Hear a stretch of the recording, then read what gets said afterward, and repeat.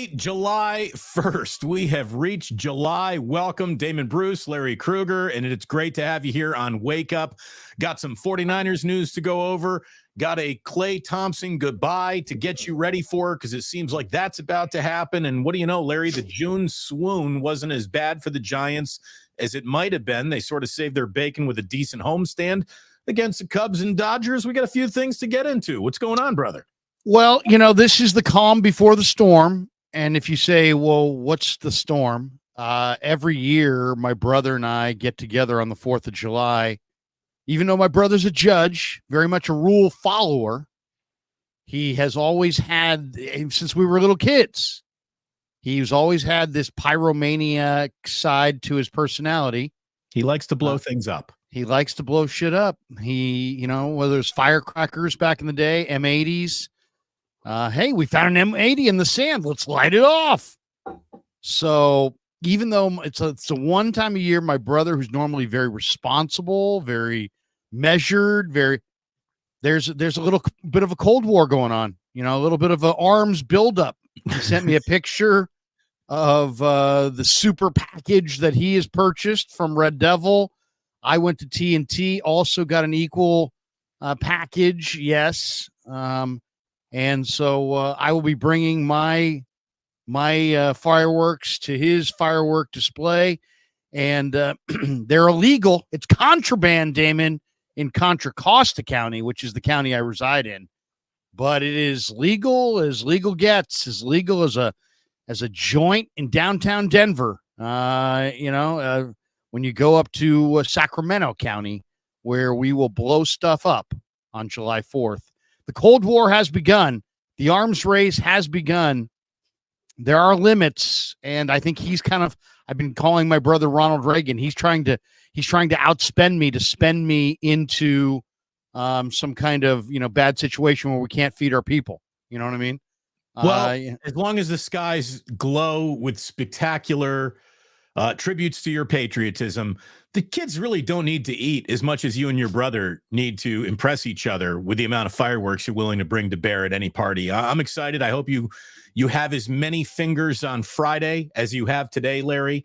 We want. I used to actually light these things, by the way, Damon. I used to actually light the fireworks. Now there's enough boys in his family and my family that they're out there lighting stuff. It's an elaborate setup. It's a board set up that's balanced on two ladders in the middle of the street. Oh, so you got a bona fide launching area. We've got Cape Canaveral, and then in addition to that, there will be the final. I think he spent like $50 on the final show, or the big show. It's like this gigantic firework. Okay, so it's kind of, all I would say is, if my brother is kind of like Mr. Conehead in the movie Coneheads, where everybody's going with regular fireworks and then suddenly he busts out something crazy. There it is. So we're a couple days away. We have a great spot here in the city of San Francisco in terms of 4th of July, because normally if you go downtown and you go to the Embarcadero and you want to see the city's big fireworks display, normally there's field.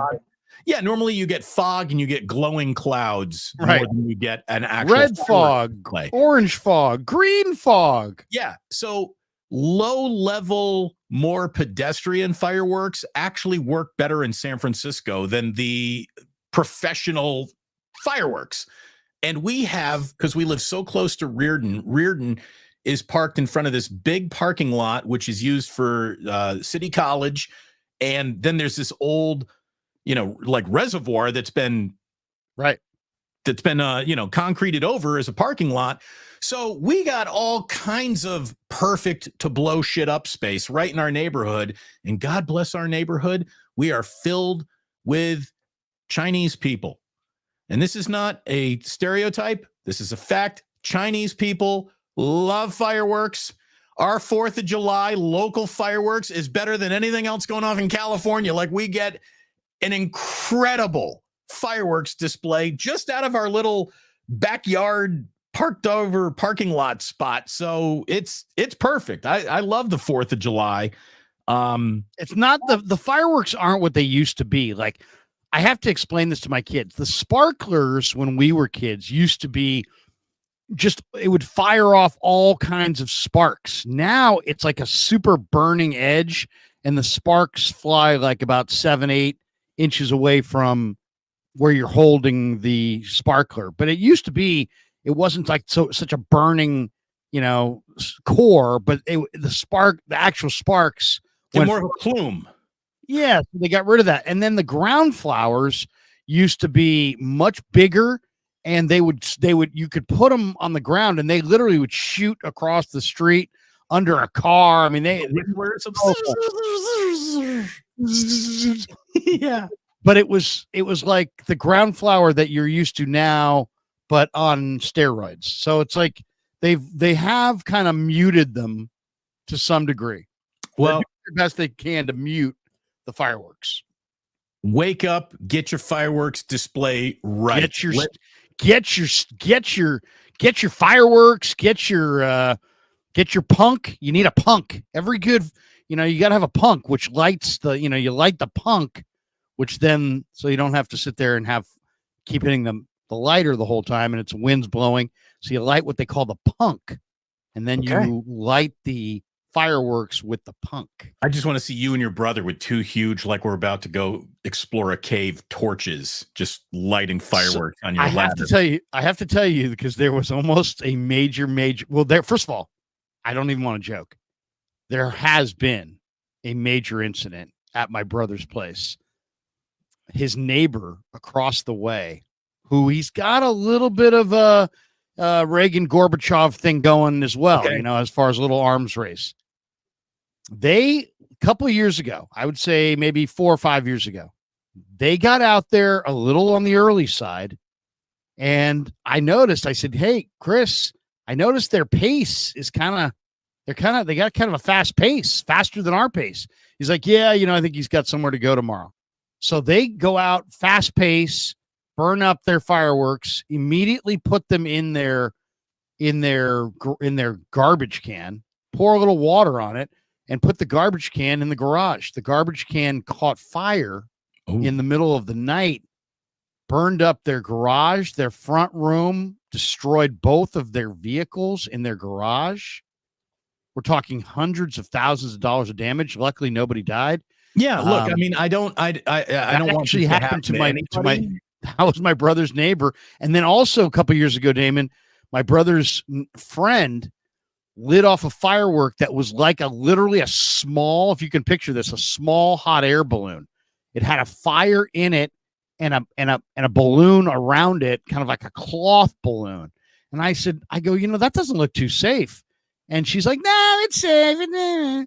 Whatever. So she lights it off and the thing starts to float away like a hot air balloon, except it's heading right for my brother's neighbor's tree. And sure enough, as it's moving up, it's moving closer to the tree. And I'm sitting there next to my brother going, because we're talking about literally a fireball that would have made the tree go on absolutely on fire, right? So I'm kind of like, oh no. And it gets to the top of the tree and it kind of bumps into the tree and frees itself up and floats away. I mean, we were 5 seconds away from that tree catching on fire. That's the Holy Ghost of 4th of July getting you through that moment. So right. I'm glad looked up there and I said, 4th of July gods, thank you. I owe you one. Little lesson for everyone. Don't put your fireworks in a trash bin, and then don't put that trash bin in your garage. You want to keep fireworks away from anything that's got gasoline in it. You'd think this was submerge them in water for a good half hour to 45 minutes, because what happens is a lot of these fireworks have pockets to make sure that the red goes and then the green goes and then the green and red go together. And so they're kind of intricately designed inside. Sometimes there's pockets that you think you've extinguished the firework, but there's a pocket that's still smoldering from within. So watch your pockets. Watch your pockets, and more than anything, don't rush. Be very deliberate, very deliberate. And then when you're putting them in your garbage can, put them in there, submerge them in as much water as you possibly can. There you go. You've Like been and warned. subscribe, and most importantly, make sure that you watch Friday's Wake Up with as many fingers as you're watching Monday's Wake Up with. It's great that you're here. Thank you. Hook 'em for being with us. horns. There you go. It's gonna be something like that, right? There you go. Yeah. Jason? What? Jason Jason. Who Pierre is it? Paul. Jason Pierre-Paul had himself an M80 go off in his hand, and he lost digits. Yeah. He almost Still lost was his a pretty career. good pass rusher, though. He was. He He was. Anyway, look, Larry, we have more than just the 4th of July to celebrate. Let's start with the good news here. Miss Universe has become Mrs. McCaffrey. Olivia Cupo and Christian McCaffrey get married in a big, beautiful service in Rhode Island. They love Rhode Island. And if you love Rhode Island, that can mean only one thing. You are white and you got money. So the McCaffreys are officially both. And I think we have already buried the lead. Like, congratulations. I hope it's a lifetime of love and happiness and beautiful children who will be athletically inclined and all of these things. Have you seen Kyle Shanahan's mustache? Let's just start right there. I did, but it's funny. It's so funny that he got married this weekend. I saw the most hilarious comedy routine. Sometimes I like to watch a little stand-up comedy on Netflix or whatever, and I forget who it was. He's like, marriage is such a different thing for men and women, and he's like, for women, it's like, hey, congratulations. Oh, for men, it's like, that's all right, man. We'll throw you a hell of a bachelor party. It's gonna.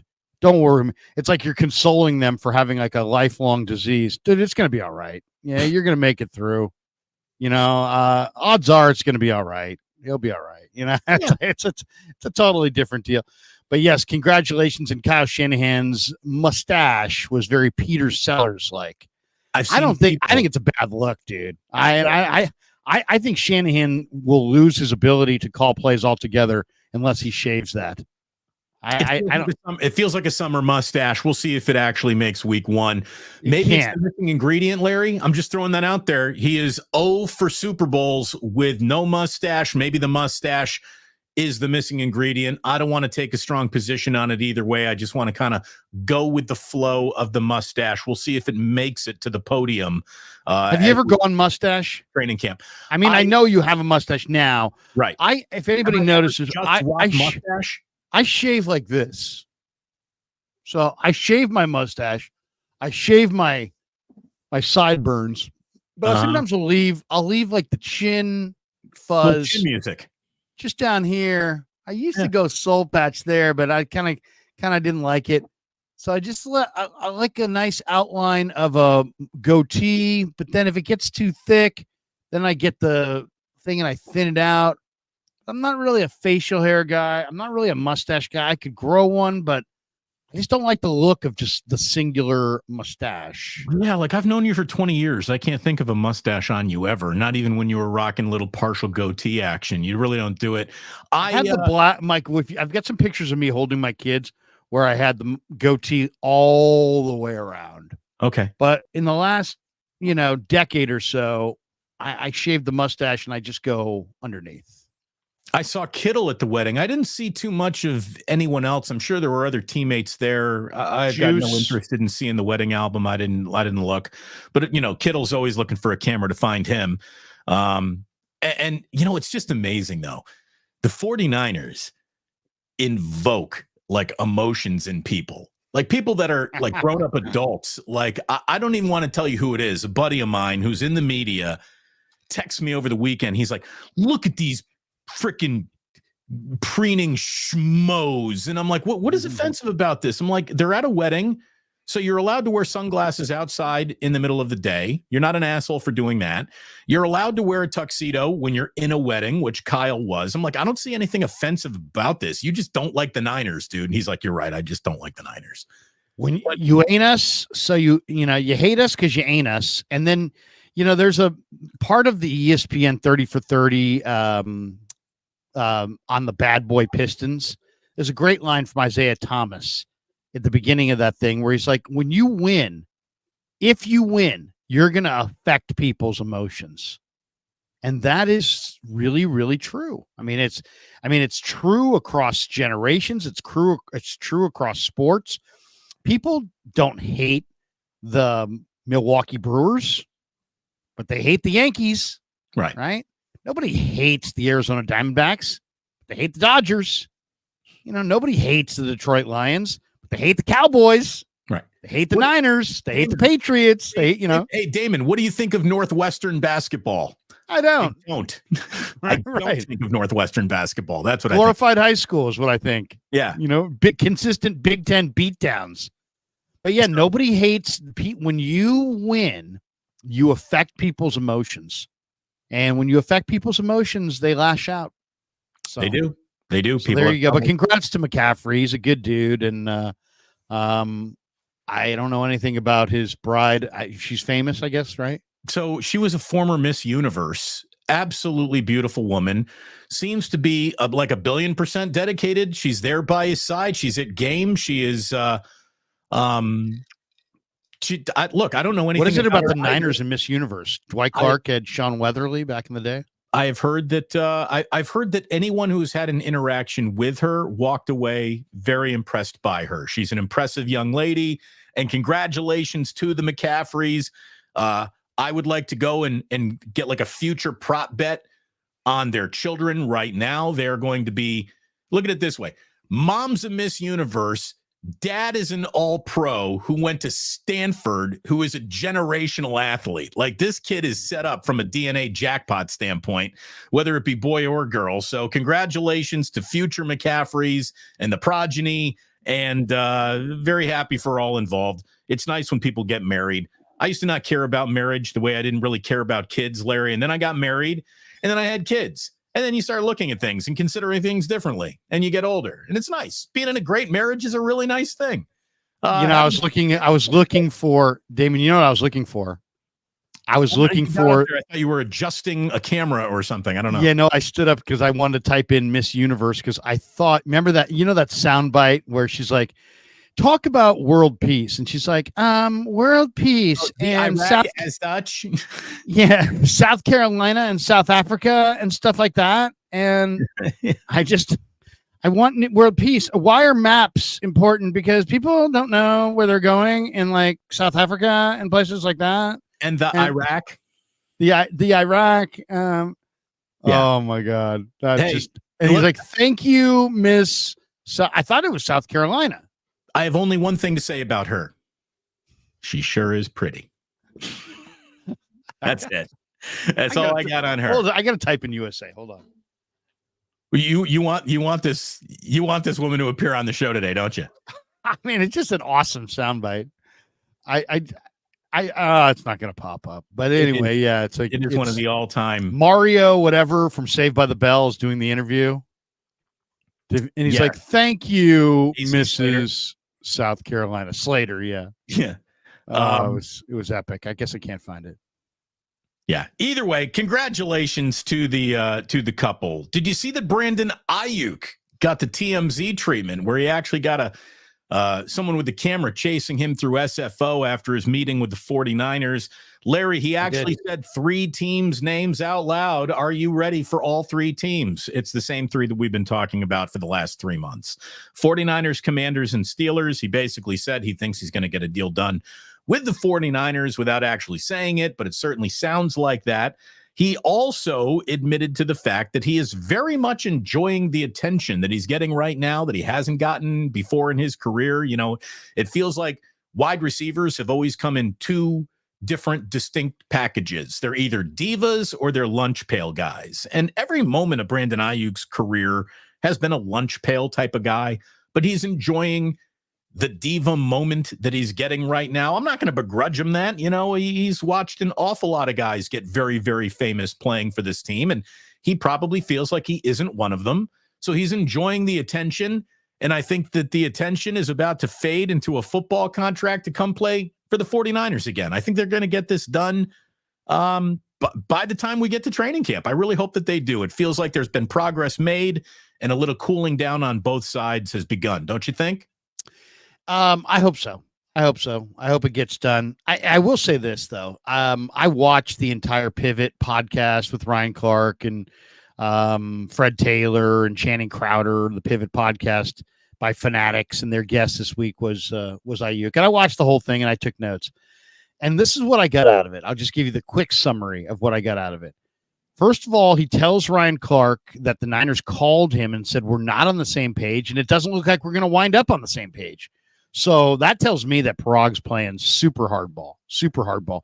Then he admitted that at times they've been super close, at times they've been super far apart as far as the offers, and that the market changed a couple times. And without cutting you off, how do you get from super close to super far apart? If your neighborhood is super close, how'd you get to the neighborhood of super far apart? If you were that's a great question. And I think it's because the market reset itself as far as new wide receivers signing and the market went up. I think the money that he would have taken 6 months ago, or he thought was fair 6 months ago, is now not fair.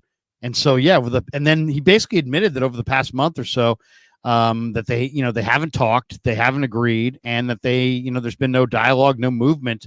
And it sounds like we're at an impasse now. Camp's over a month away or whatever. So how big of a deal does it make? But so that was the first part. Then he was asked about the leaking of the offer, right? Silver said it was $26 million. That obviously came from somewhere. He said it's frustrating. He goes, that's a little bit disrespectful and unfair to me, but at the end of the day, it's a dirty game, and I understand that, and I'm not naive to that. So he kind of understands, even though he doesn't like the fact that somebody released that number, and also it tells you that Silver got it right. You know what I mean? Otherwise, he wouldn't care.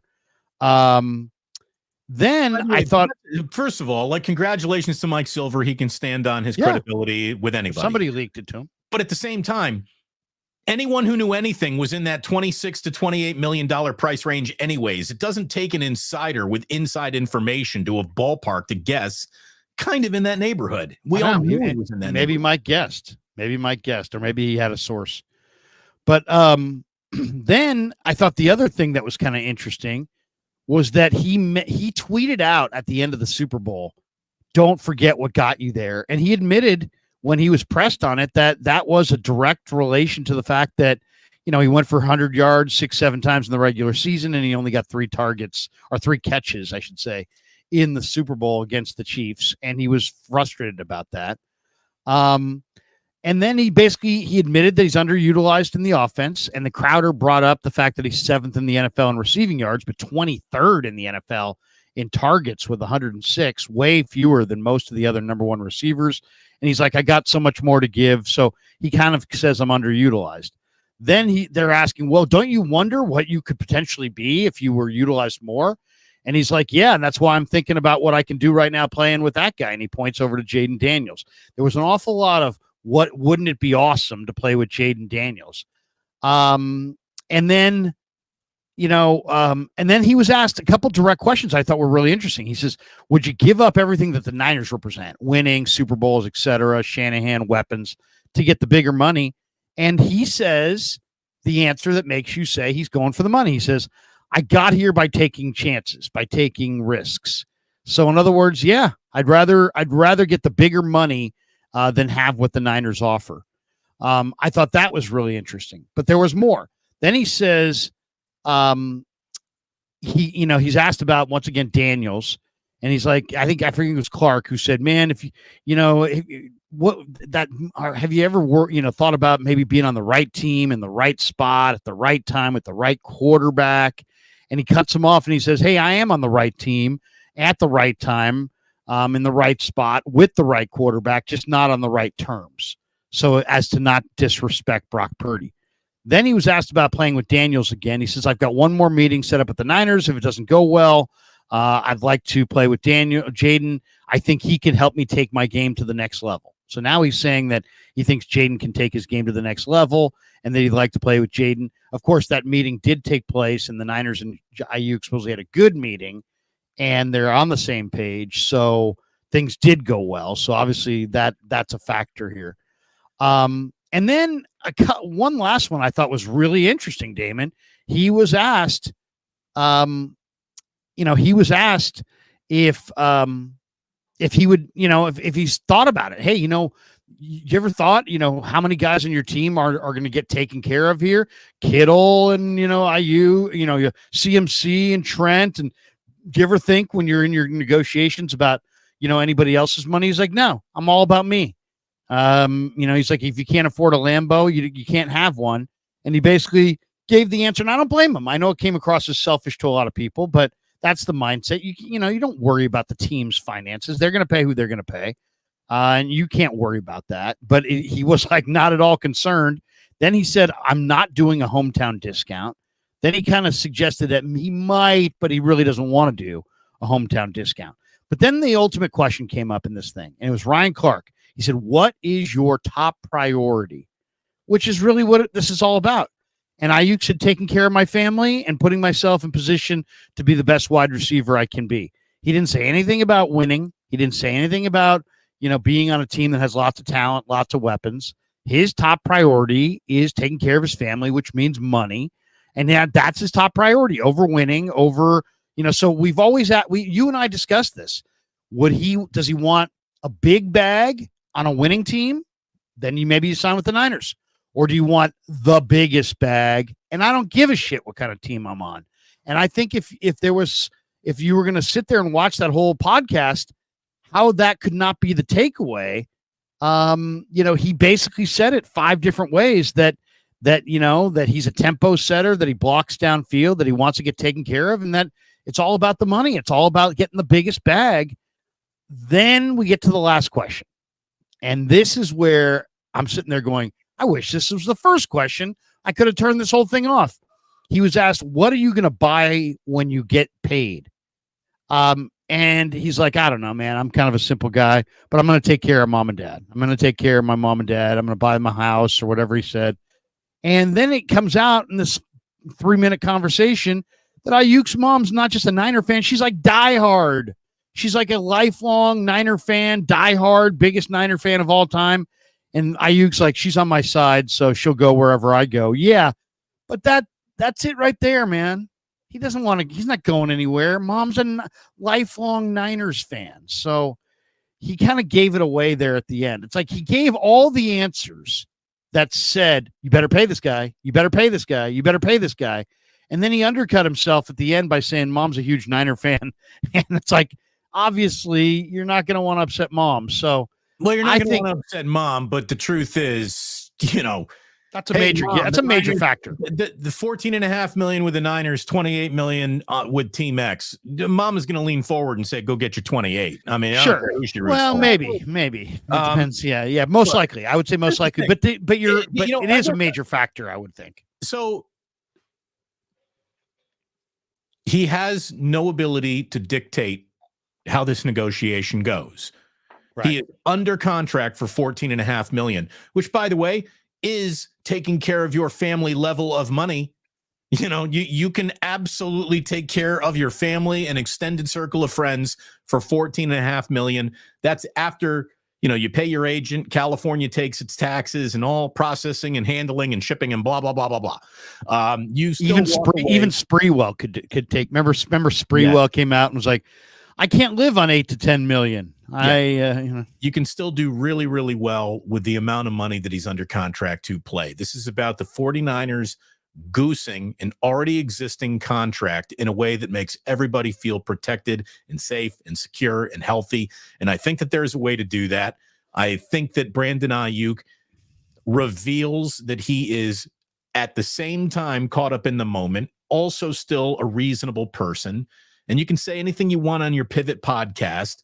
I think he does know he's in a good situation on a really good team, that if he were in a different situation, he might be more of a part of the offense. I actually think he's going to be more a part of the offense just right where he is, because I think the 49ers are about to throw the ball a little bit more this year than they did last year, just because you got a coach who trusts a quarterback for the first time since he's been here. And it's year 3. It's a big year for Purdy. I think they're going to be throwing the ball more. I think that doesn't mean that they're throwing it to him, though.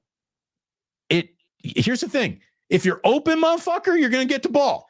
It's just, well, I hear you, but you know what? It's like the one thing that doesn't make sense to me when I'm watching, like I'm looking at the Niners numbers last year, and I'm looking at the talent this year, and I'm looking at the mini camp I just watched, and granted there was no Aiyuk, so maybe that impacted things, but seemed like Pearsall was a very big part of what they were doing. And I know why he's slated on paper, Damon, to be wide receiver 4. Wide receiver 4 last year was Ray McLeod. He caught whatever it was, 13 balls. This guy's not catching 13 balls. This guy's catching closer to 40 balls. And so they have to come from somebody. And I'm not saying they're going to come from Aiyuk, because you're right, whoever gets open, but they're coming from somebody. So maybe a few from Debo, maybe some from CMC, maybe some from Kittle, maybe all those Conley, Ray, Ronnie Bell touches. But Pearsall is not going to get 15 touches. I just don't buy that. I think he's going to get quite a bit more than that. I'm going to say 3 times that. We will see, right? Yeah. We will see. So they may throw it more, but they may not necessarily throw it more to Brandon. We'll see how that goes. Well, again, it's like, it's just we're talking about opportunities. You can't catch anything if the ball's not being thrown, and you might be able to catch something if the ball is thrown to you. I think they're going to be throwing the ball more this year than they did in the past 2 years. At the same time, we know that Kyle seeks balance, and running a football. I mean, look, running twice, throwing once is the ratio you do want pretty much across the board. Like, there is something to be said for, hey, we're getting 8 yards on the ground, like, easily today. So we're just going to keep doing that. Like, and they added more running backs. The 49ers I don't think the 49ers play with an offensive agenda to highlight anyone, to de-emphasize anyone. They take what the game gives them. Like, I think that's kind of how Kyle goes about it. He doesn't design game plans around Debo. He designs game plans around, what's this defense doing? How can I take advantage of it? And if you are the guy who is the difference in the we can take advantage of this on this week, this matchup, you're going to get fed the ball. And if you're not, you might not get fed the ball. Again, Kyle is really good at doubling down on what works and eliminating what doesn't. So they to me, to a fault. I mean, and I've had Kyle tell me, well, that's not the way it works. But I mean, it's funny how the Rams, with the Super Bowl on the line in the NFC Championship game, did find a way to get the ball to Cooper Kupp. It's amazing. Even though he was their number one guy, and you figured the Niners probably tilted the coverage towards him, maybe even doubled him, definitely knew he was the top receiver. This is a couple of years ago, pre-Puka. They knew the ball was going to Kupp, and yet the ball still went to Kupp. So somehow, some of these teams, it's amazing, in the Super Bowl 54, the Niners were worried about Tyreek Hill, and it's amazing how Mahomes got the ball to Tyreek Hill on a big gainer. Here's the thing. Cooper Kupp and Tyreek Hill are both considerably better at what they do than Brandon Aiyuk is at what he does. But I'm just saying, your other teams get their guy, their number one guy, the ball. So it's like, yeah, you're right what you said about how Shanahan kind of plays the hand as the defense. He'll take what the defense gives you, to almost a fault, because Debo touched the ball twice in the second half of Super Bowl 54. He was literally the betting favorite to win the MVP at halftime.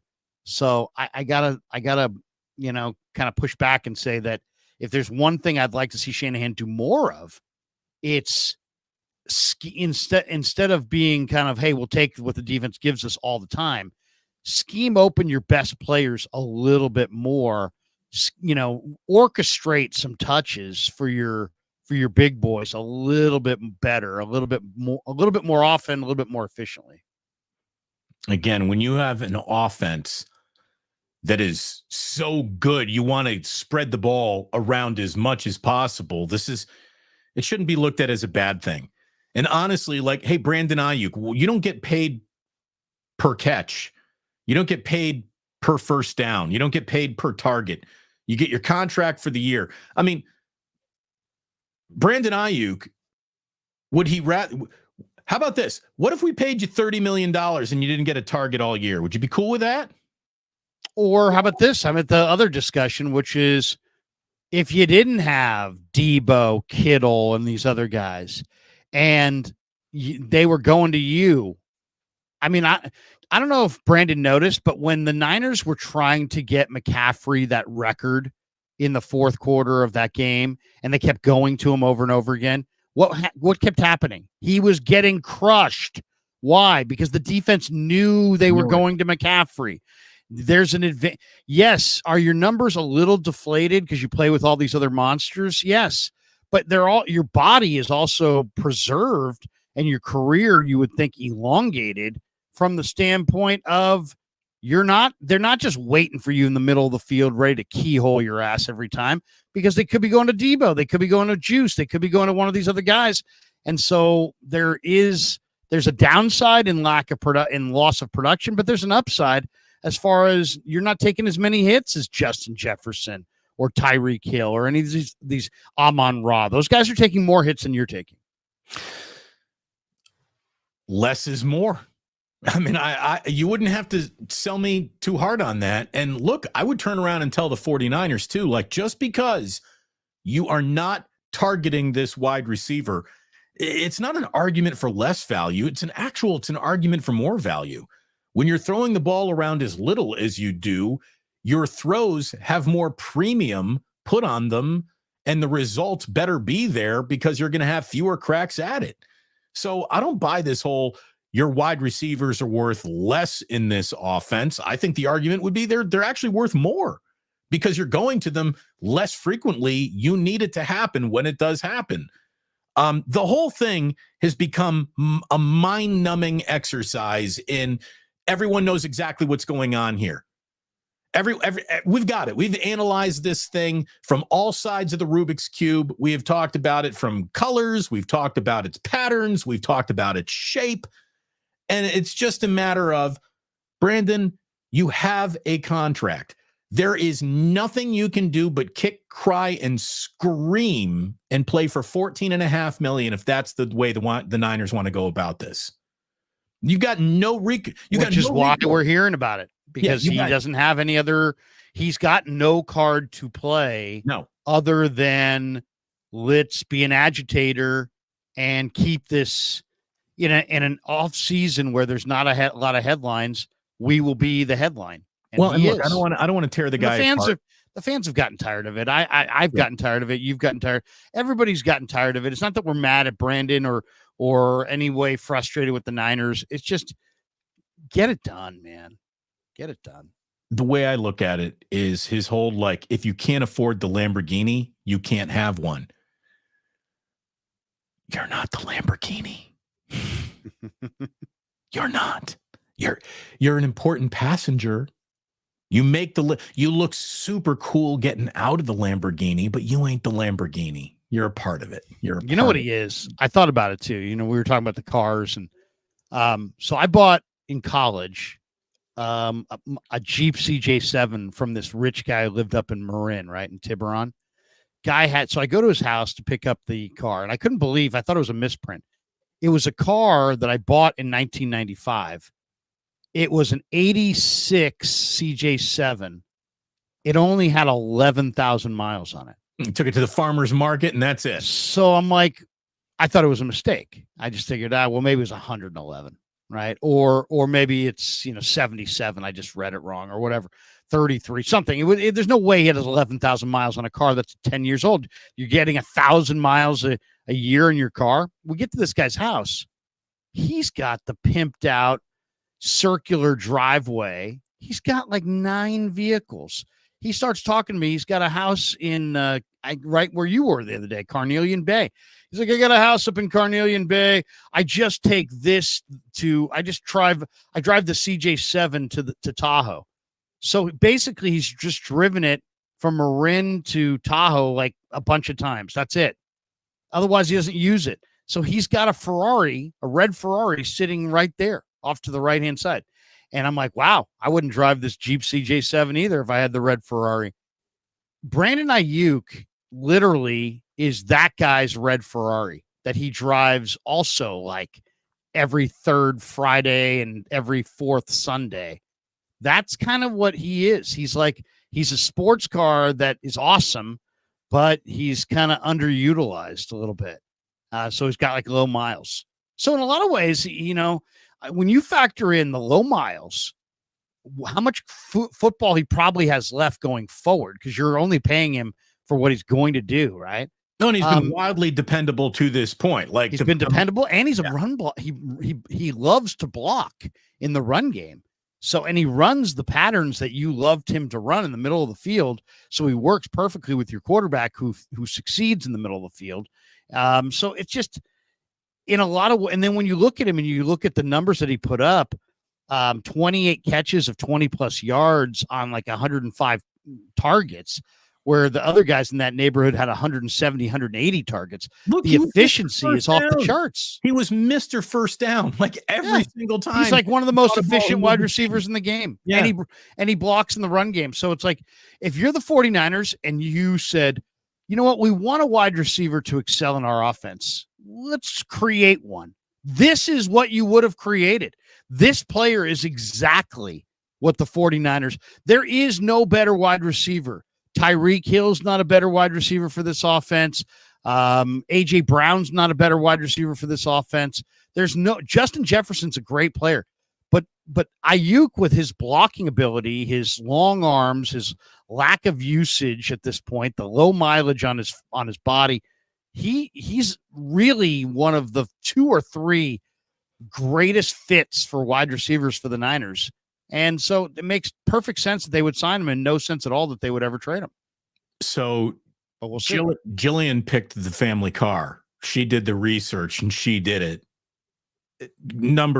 First of all, I'm a little lazy. Like, I don't want to do it. I don't even notice. What are you driving? I've never even asked. We Sorrento mob over here. We got a Kia Sorrento. Sorrento. When Jillian said that she was looking at a Kia Sorrento, I leaned over and I just snobbily said, I can jump over that. Oh, no, that was Blake Griffin. I said, can we do a little bit better than a Kia Sorrento? And she's like, well, she's like, I test drove it. Let me bring it home. They'll let us take it for a weekend, and then we'll, make a decision by Monday. So I get in the Kia Sorrento for the very first time, and I'm like, this is actually nicer than I thought it was going to be. And then I drove it. I'm like, this car's got all the little bells and whistles of all the nothing that my fell in love. You were falling in love with a Kia Sorrento. The Kia Sorrento is not the Justin Jefferson Ferrari sitting in the driveway, but the Kia Sorrento downfield blocks. It moves the chains on first down. The Kia Sorrento, Puka Nacua of cars. It's a well-priced, very good value, low mileage, fits what my family needs perfectly. The Kia Sorrento wouldn't be what the Miami Dolphins need, but the Kia Sorrento is exactly what the Bruce family needs. It's so funny. I picked out our family truckster, and I picked out a midnight blue Chevy Tahoe, leather interior, used, but only 31,000 miles on it. Really, really low miles, right? I come home. You know what my wife says? It's too big.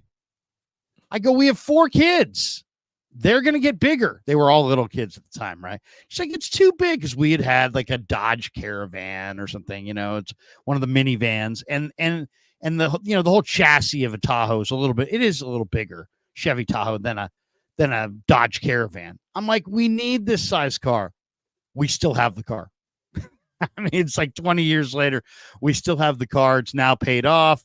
But we needed it, man. We have 3 boys and a daughter, and everybody plays sports, and there's equipment, and Billy needs a ride home. And can you just pick up Johnny as well, because he lives on the corner? And pretty soon you look back in the back seat and there's 7 people back there. So you better have seats. And this is not 1977. You have to have seatbelts for everybody. So you're not taking 7 people unless you got 7 seatbelts. How do you, Larry, convince a Lamborghini that he's a Kia Sorrento? And this is the problem. You got a man who thinks he is the Lamborghini, or if not the NFL's Lamborghini, he's the 49ers Lamborghini. Jim says he's the Camry. He says, Aiyuk's a Toyota Camry, dependable, fast enough, not worth 30 mil. That's the thing. The Niners, want to be made up of a fleet of Sorrentos and Civics and reasonable cars that get the job done. The only thing you got to do is put gas in it and check the oil. It's basically maintenance free. These Jaguars, these Lamborghinis, these Ferraris. Oh my God, you hit a pothole and the whole thing needs to go into the damn garage to be tuned up and recalibrated. And it's a big pain in the ass Italian sports car. So yeah, I mean, seriously, Neck Time says, I just got a Camry. Yeah. Go into work Neck Time and just announce that. See what what kind of reaction you get. Hey, I just got a Camry. That's Connect Time, baby. That's Connect. Connect, baby. Connect. Look, I just got a Camry. Yeah, all right. Here's the thing. Brandon Aiyuk, I'm glad that you're enjoying the attention. I'm glad that you're enjoying the podcast invitations. I'm glad that you are out there with TMZ cameras following you around the airport. It's got to make you feel really good. I hope the attention is making you feel good, because it's time to sign a more reasonable than you want contract to come on back to a team that has no need to even give you this new deal other than for just getting along in harmony. And I would also say that the 49ers can get Brandon Aiyuk locked into a price point today, which today might feel an inch bigger than you want it to, but a few years from now will look like a totally normal, reasonable. That's what everybody at the position is making NFL contract. Remember, today's sticker shock is tomorrow's going rate. So he's kind of like a Chrysler Pacifica, which I also used to do ads for. Lots of, you could hit one button on the Chrysler Pacifica and it would fold up the entire back row and like put it away somewhere. I mean, I don't know. Literally just doop, and it just went down. I mean, they didn't just go down too. They got sunk into the car. You never saw them. It was amazing. And then also you press one more button and like all of a sudden it's a pop tent and you've got, room for everybody. It's stadium seating suddenly. I get it done. Just get it done. Though I will say this, I read an article this weekend. Somebody said, hey, how about the Denver Broncos? And it does seem like when Lynch seems like he's definitely has been able to make deals happen in the past with the Broncos. I think it seems like if there's one team that they've done lots of deals with, it's the Broncos. JM617 says Aiyuk at Chrysler Pacific has a perfect match. But what do you think of this deal? What do you think of Aiyuk to Denver for Surtain and a receiver like Marvin Mims or somebody who runs well? Get a receiver, replacement receiver, just any receiver. I don't want Cortland Sutton in his monster deal. They already traded Judy, but let's just say they could get him for Marvin Mims and Surtain. Surtain's looking, or if you could throw in a piece and get Surtain, Marvin Mims, and DJ Jones. Is Surtain about to make $25 million? I don't know what his contract looks like or how. Yeah, I think he's a year away from free agency. Okay, the answer is yeah. I would do that. Surtain's a corner. They need. I would, and here's the deal though. Like if Brandon Aiyuk is to be traded, I need body back. I need playable body back, and I don't care where that body plays if it makes the team better. I agree. I totally agree with that notion, by the way. And if you're not getting the point that Damon just made,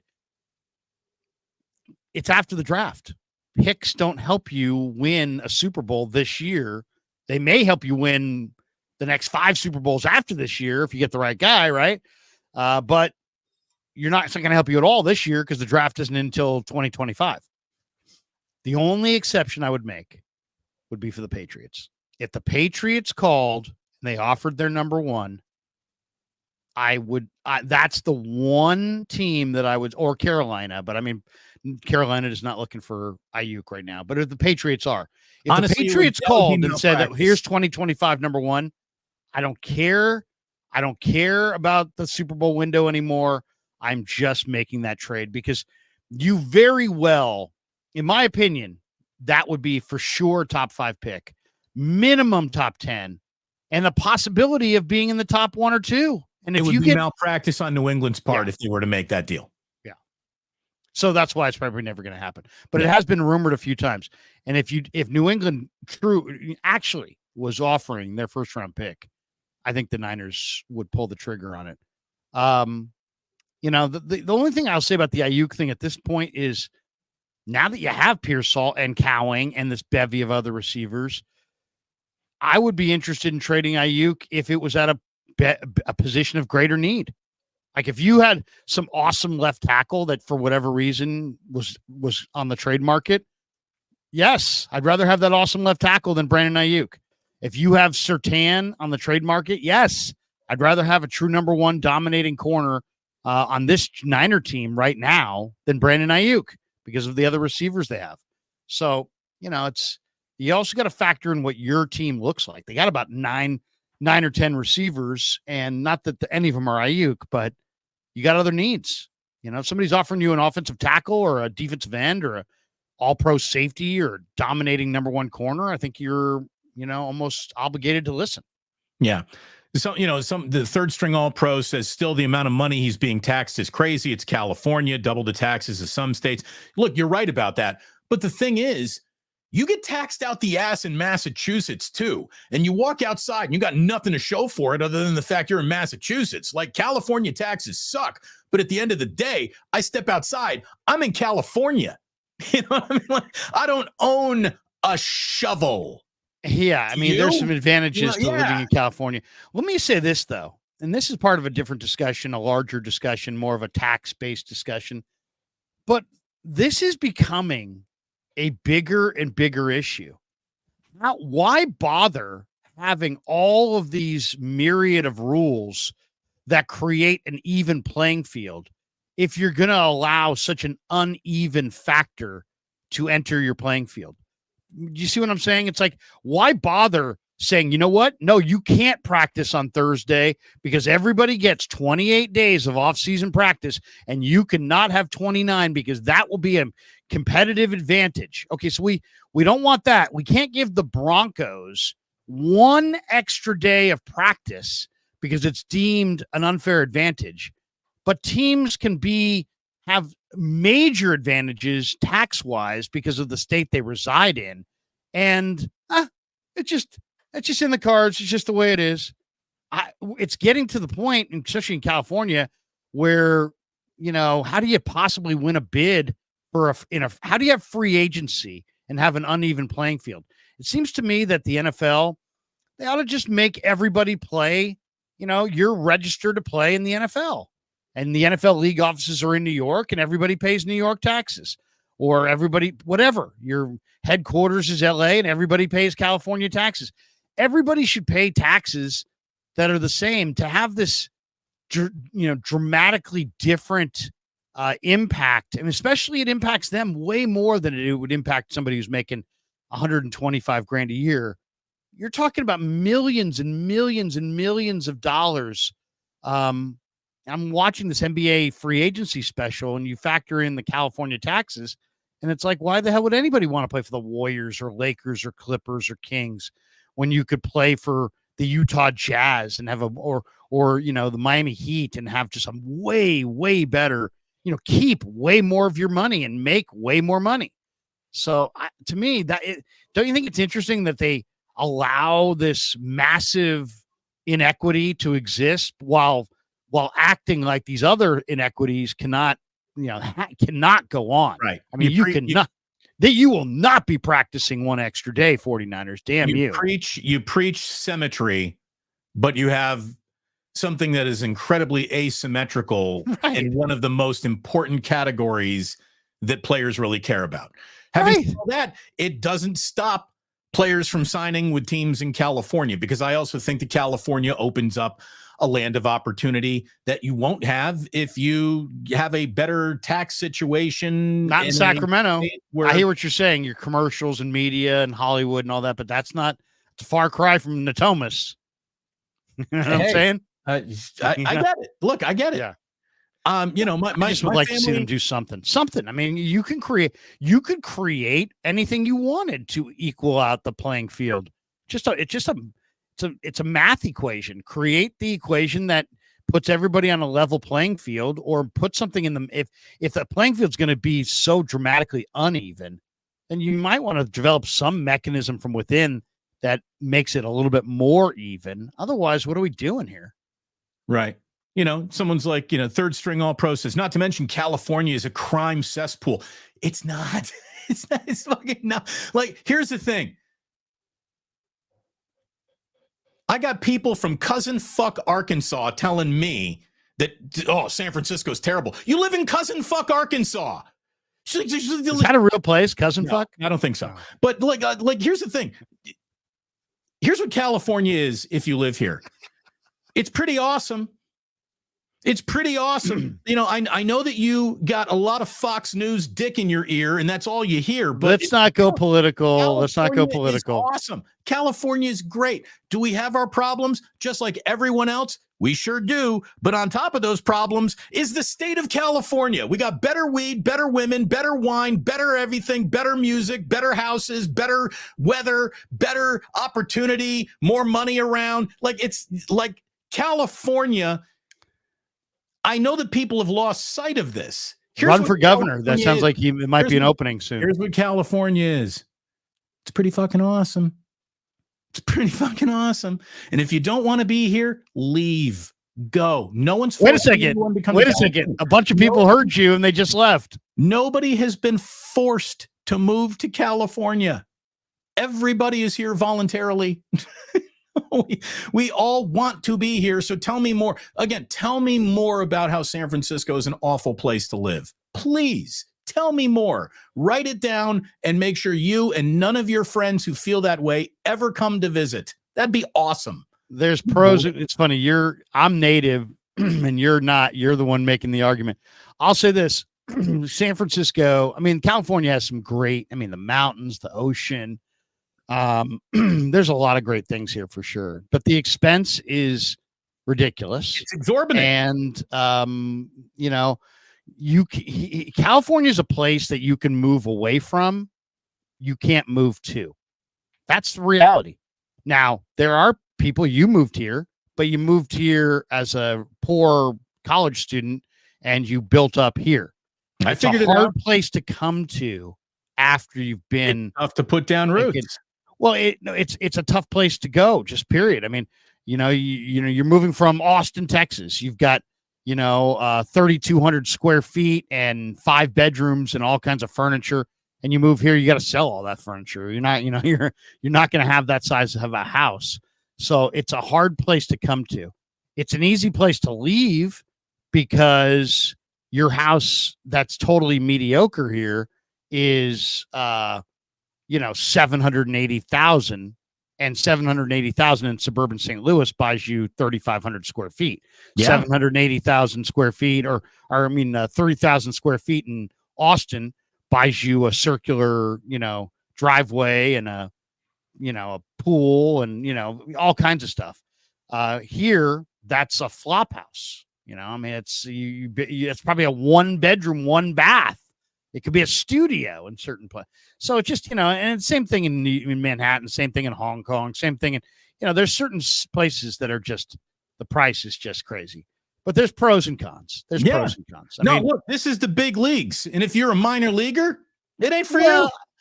My mom, was born and raised in Chicago.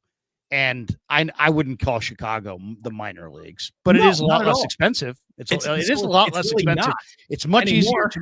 It's not. Well, but it's much easier. I'm not talking about if you owned a pimp, penthouse in the Loop or something. I'm saying if you're just own a house in the south suburbs and you decide I'm going to move to the Bay Area and live in the suburbs, now you're going to sell your house for $285,000 to $350,000, and you're going to come out here. And you're going to buy a house, equal house is going to cost you $1.3 million. It just doesn't work. That's why you don't see it a lot. Or what you see is a lot of people do what you did. And hey, I went to college in the Midwest. I'm from the Midwest. I moved out here. I gave it a good college try, 3, 4, 5, 10 years. And now I'm going back. Kolsky, our friend Kolsky did that. There's many people that do that. I'm from the Midwest. I'm here. I try to make it. It doesn't happen after a while. And I want to buy a house. Now I've got a kid. You know what I mean? So look at it this way. If California was such a terrible place to be, how come these houses cost this much? It's because everybody wants them. Things are priced. There's no humidity. My daughter's in Atlanta. She's like, she's like, Dad, it's 90 here today with humidity. And I'm like, oh man, that sounds awful. And I spent a summer in Chicago, dealing with Midwestern humidity. I mean, the country is a sweat box right now. It is. That's why I love San Francisco. It's always about 68 degrees, no big whoop. That's why I love it. The city comes with, natural air conditioning. We're surrounded by water on 3 sides. The fog is one of my best friends. I like a little warmer than San Francisco. I like it. I mean, that's why I live in Walnut Creek, because it's hot. But to me, it's a little too hot. I'd almost rather, have a little cooler. But at least we don't get humidity here. We don't get humidity. We don't get hurricanes. We don't get tornadoes. I mean, that's the one when people are always like, oh, you live in an earthquake zone. Yeah, but you have no idea when an earthquake's coming. So there's nothing to prepare for. There's nothing to do. Yeah. Dude, if you're in one of these places waiting for you anywhere. You're living more Oklahoma. I mean, you are in the path of tornadoes coming up, when the air meets the Rocky Mountains, all of a sudden you've got tornadoes and all these things in the heartland. At least you get a little warning with a tornado. These earthquakes do come out of nowhere. But look, AJ Pierzynski used to tell me that they used to have hurricane parties in Florida, where he was from. They would, they'd find out a hurricane was coming. They'd actually have parties. But I think a hurricane is not quite the same as a tornado. No, as far as you get days in advance. You get days in advance. Look, a bad hurricane can be just as bad as a bad earthquake. I mean, it can be awful. So, M. Patel says the top 5 places Californians are moving to: Idaho, Arizona, Texas, and Florida. I will say this: Texas, Texas is like multiple places to me, but it's hot as hell. Yeah, and it doesn't cool off. And Arizona, I have Arizona on my phone because I had a buddy who's in Arizona the other day who was telling me about, this or that. And it's right now it is, what time is it? It's 9:51 in the morning. It's 92 degrees. No, thank you. In Phoenix. No, thank you. And it's going to be 101 at 1 o'clock, 102 at 3 o'clock. I'm just saying it's going to be 99 at 7 o'clock in Arizona tonight. It's going to be at midnight tonight in Arizona. It's going to be 90 at midnight. Yeah. No, thanks. 90. No, thanks. If it's 90 at midnight here, that sucks. Right. Here's the thing. I would rather live in. You don't even have AC probably, right? No. I would rather live in San Francisco with a whole bunch of needle problems in the Tenderloin, a neighborhood that I can just avoid going to, than live in Arizona where you can't avoid 118 degrees no matter where you go. You know what I mean? So San Francisco's a great city. The only thing is that it's safer than it used to be when I was a kid. You could much easier get your ass kicked in the 70s in San Francisco than now. Now it's safer, but now it's more random. See, now you're going to have more break-ins. And you're going to have more smash and grabs. And you've got huge encampments of seniors living on the street. I mean, it's sad. I mean, San Diego, LA, San Francisco, all 3 of the biggest cities in California are just right now have massive and growing homeless encampments that, they've budgeted to do things about. And it's getting worse and worse and worse. And I'm not sure why it's getting worse and worse and worse. And the sad thing is if there's a big event, the Olympics, a Super Bowl, they just kind of herd everybody out of the way. So nobody has to step over, people during the Super Bowl. And they'll do it again when the Super Bowl comes back here. And they do it in San Diego and LA for big events as well. And that's kind of distasteful. But that's the issue, is that there's just huge amounts of homeless encampments, and they're just growing in California. And a lot of people are bailing out. And the reason they're bailing out is because they can afford to. You sell a house in California, you buy a house in Arizona, you can buy 2. You want to buy a house in Texas, buy 2. You want to buy a house in Idaho, probably buy 3. In certain parts of Florida, you might be able to buy 4. So, I mean, it's like, that's why people are jetting. Jared says Damon went from crime not too bad to not going to unsafe neighborhoods.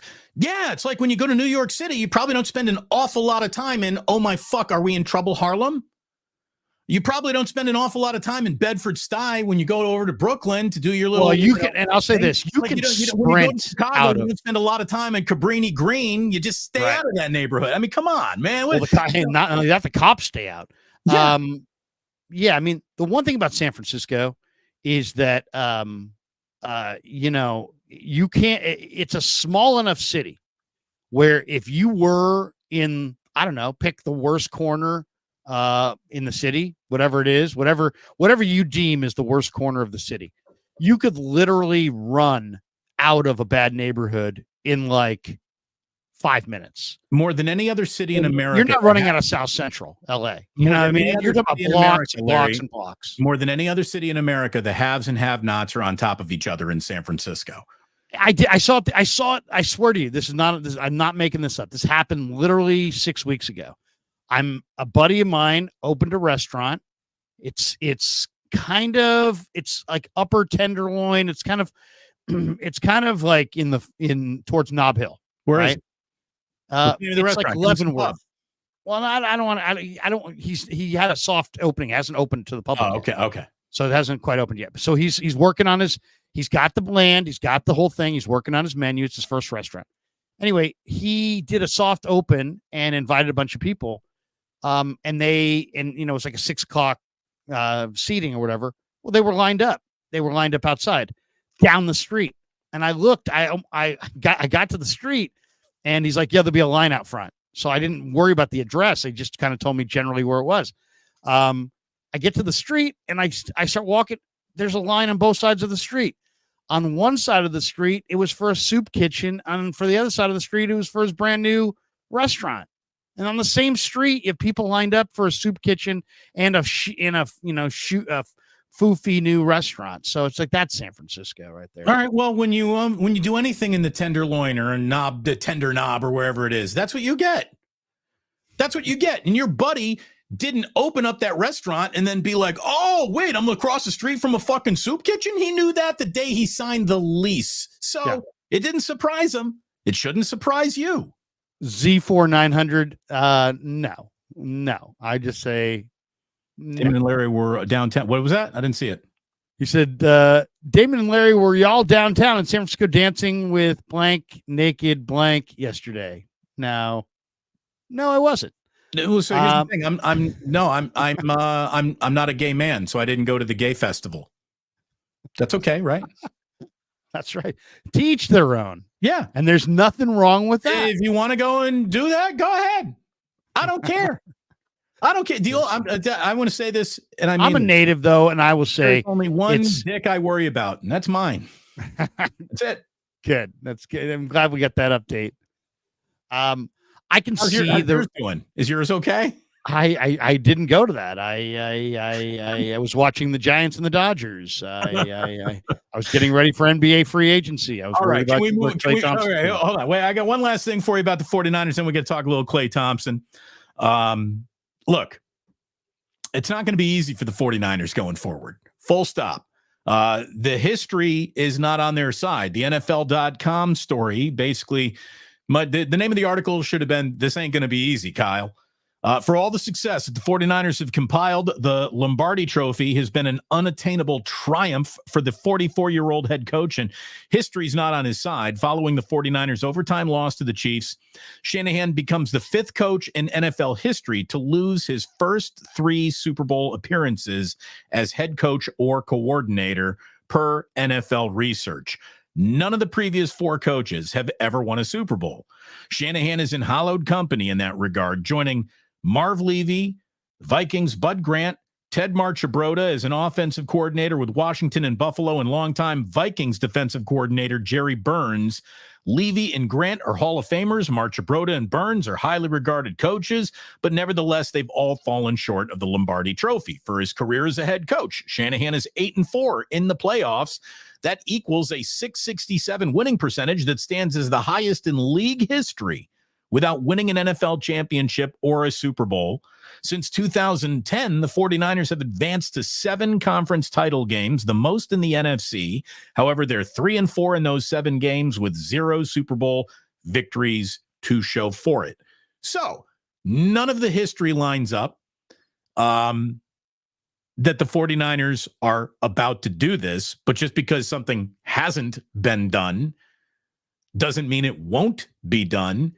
And I would still very much bet on Shanahan to do this. I mean, they're favored to win it this year. Whatever. Take that for whatever it's worth. Whatever that's worth. Yeah, I mean, it's hard to win, but they're in it.